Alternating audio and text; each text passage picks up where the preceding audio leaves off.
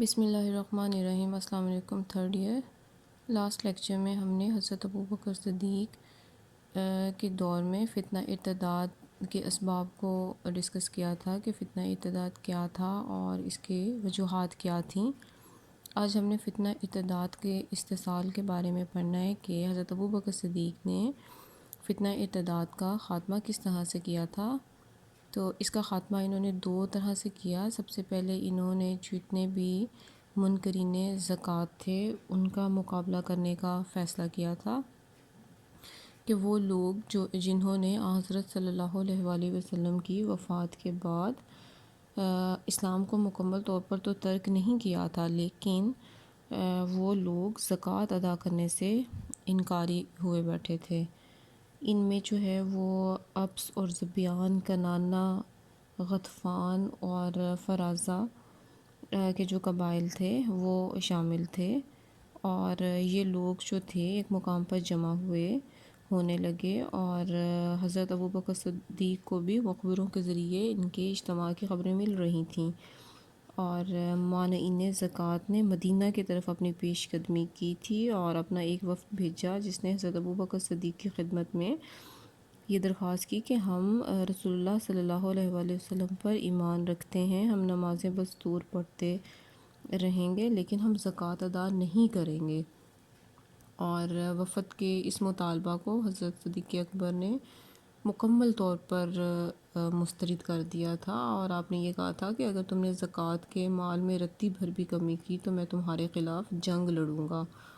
اور اس سے پہلے اس مسئلہ پر آپ نے کبار صحابہ کو جمع کر کے ان سے مشورہ بھی کیا تھا، اور حضرت عمر اور بیشتر مسلمانوں کی رائے اس کے حوالے سے یہی تھی کہ رسول اللہ صلی اللہ علیہ وآلہ وسلم پر ایمان لانے والوں سے جنگ مناسب نہیں، انہیں ساتھ ملا کر ان لوگوں سے جنگ کرنی چاہیے جو اسلام کو ترک کر رہے ہیں۔ لیکن حضرت ابوبکر اس بات کو سمجھتے تھے کہ دین کے ایک رکن کے چھوڑنے کا مطلب دین میں رخنہ اندازی کا آغاز کرنا ہے، اس لیے آپ نے اپنے پرزور الفاظ میں یہ اعلان کیا تھا کہ اللہ کی قسم اگر منکرین زکوٰۃ مجھے ایک رسی دینے سے بھی انکار کریں گے جسے وہ رسول اللہ صلی اللہ علیہ وآلہ وسلم کے زمانے میں ادا کرتے تھے تو بھی میں ان سے جنگ لڑوں گا۔ تو آپ نے باقاعدہ طور پر جو ہے وہ ان کا مقابلہ کیا، اور جو ہے اور آپ اسی پر جو تھے وہ قائم رہے۔ اس کے بعد جو دوسرا ہے وہ مرتدین کے خلاف آپ نے جو جنگ کا ایک منصوبہ تھا۔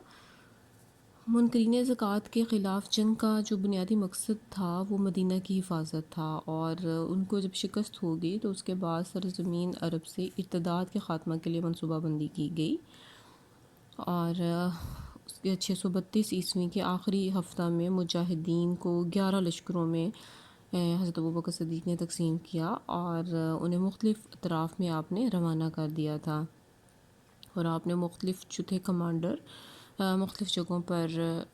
جو تھے وہ مقرر کیے تھے، جس میں سے آپ نے حضرت خالد بن ولید کو جو ہے وہ پہلے طلیحہ کے مقابلے کے لیے بھیجا، پھر آپ نے بعد میں مالک بن نویرہ کے خلاف کارروائی کا حکم دیا۔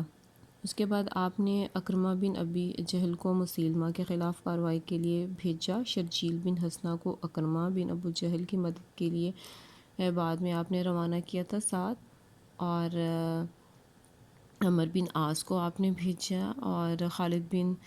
سعید بن عاص کو سرحد شام کی طرف مرتدین کے مقابلے کے لیے آپ نے بھیجا، اور یہ جو تمام لوگ تھے ان مجاہدین اسلام کے ان 11 لشکروں کی مختلف سمتوں میں روانگی کے ساتھ ہی شیوخ عرب کے نام آپ نے دعوتی خطوط بھی لکھے تھے، اور ان کو دوبارہ اسلام قبول کرنے کی آپ نے دعوت دی، اور قبول اسلام کی صورت میں ان کو معاف کر دینے کی بھی پیشکش کی، اور انہیں اطلاع کی کہ لشکر اسلام ان کی آبادی کے